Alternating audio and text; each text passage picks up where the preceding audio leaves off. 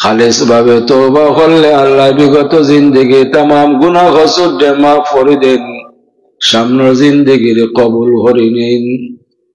এই তওবা বলতে মূলত তওবার অর্থ হলো ফিরিয়া হওয়া, অনুতপ্ত হওয়া।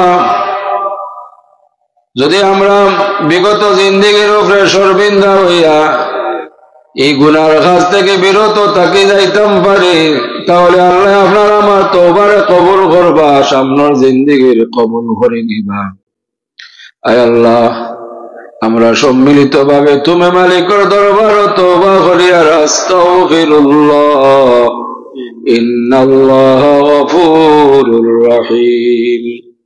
আস্তাগফিরুল্লাহাল আযীম আল্লাযী লা ইলাহা ইল্লা হুয়াল হাইয়ুল কাইয়্যুম ওয়া আতুবু ইলাইহি ওয়া লা হাওলা ওয়া লা কুওয়াতা ইল্লা বিল্লাহিল আলিয়্যিল আযীম।